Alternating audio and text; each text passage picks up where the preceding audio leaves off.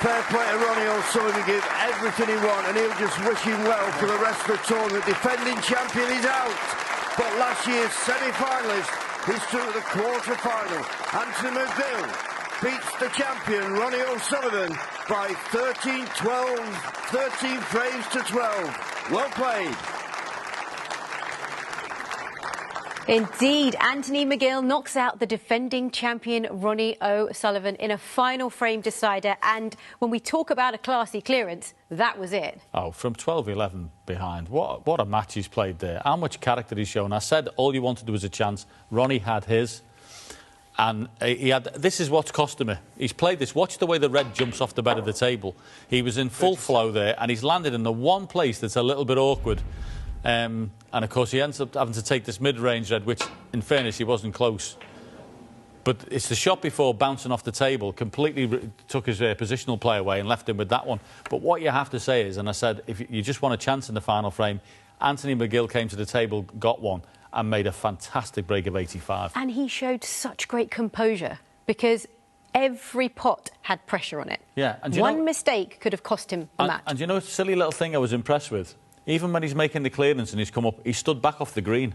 He had the presence of mind to stand back and go, no, I'm not right. I've got to go back and start again. And under that pressure just showed you what composure he's got. And he went right back, lined up again on the green, knocked it in, knocked the brown in. We've been speaking about his record against Ronnie O'Sullivan. He had never beaten the Rocket until tonight. And what a way to do it, and what a time to do it. I mean, that will give him so much confidence. I mean, he's played brilliantly this morning. He's had to go through a barrage of emotions more than anything else this evening. But to be able to find those last two frames the way he's done, incredible performance. Well, we will be hearing from Anthony Mcgill shortly, but first of all, here is Ronnie O'Sullivan talking to Rob Walker.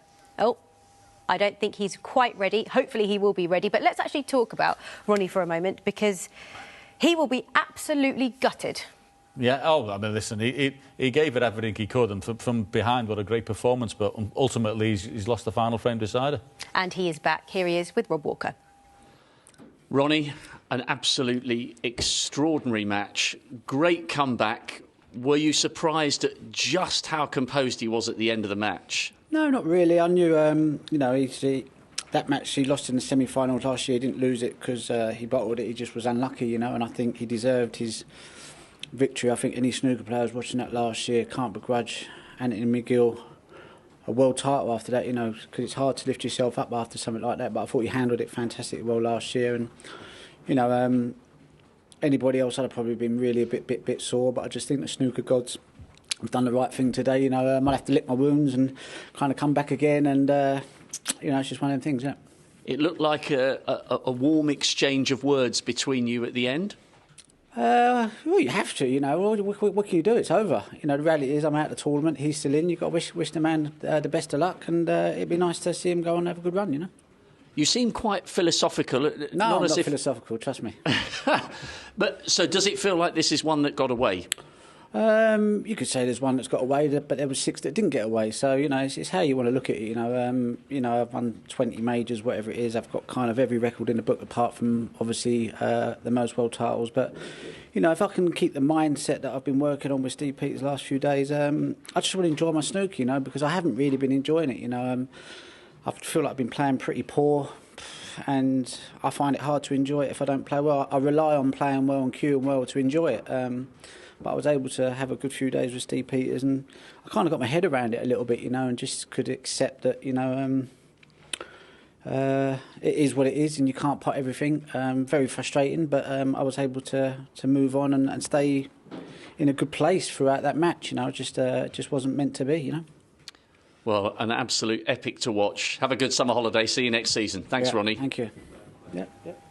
Well, it's always disappointing when we lose Ronnie O'Sullivan from a tournament, because we just love watching him play. But how long do you think will this weigh on his mind? Because he looked really, really upset there. Oh, yeah, he'll have a couple of days of it, and he'll go back and he'll be a bit sore. It's one of those ones you wake up the next day and you think, oh, they really lost in that match. You know, it's horrible. You wake up in the morning with that thought that you've got. And obviously, he looked in a really good place this week. He was walking around chatting to everyone, good demeanour.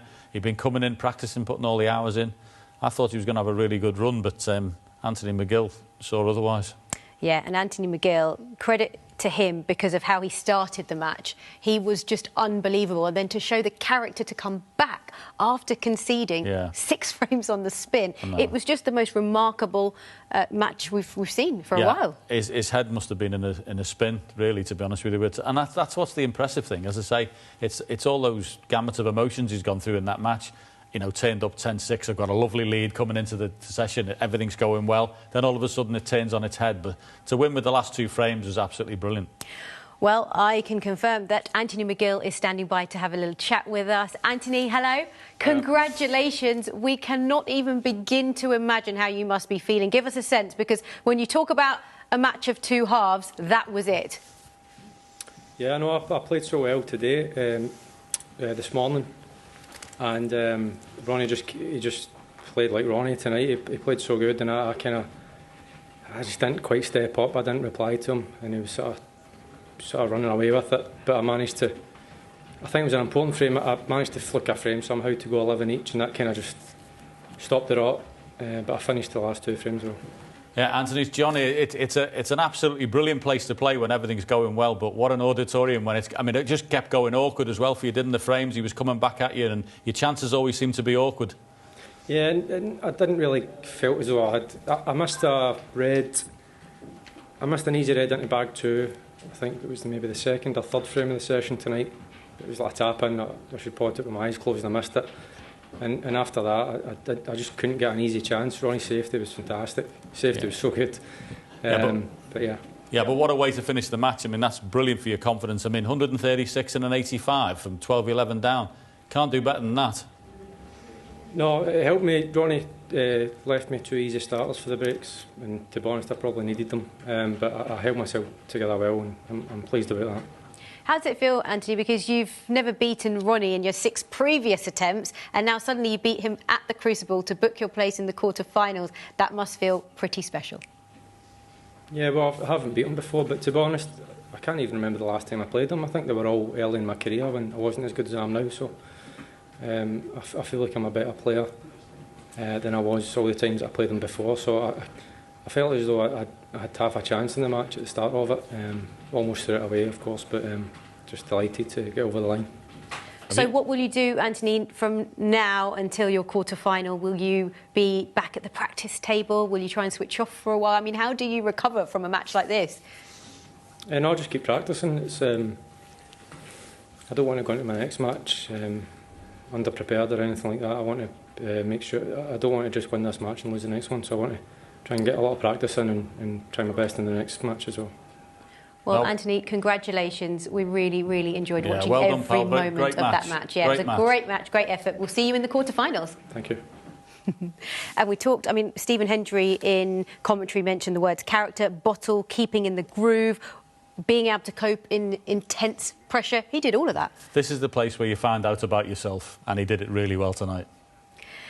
OK, well, on that note, it's time for us to say goodbye. JP, it's been an absolute pleasure. Really enjoyed this evening with you. Enjoyed your company as well. And, of course, I will be back for the highlights to bring you all of the action from today at the Crucible. If you missed any of it, I'll be back at 11:20 on BBC 2.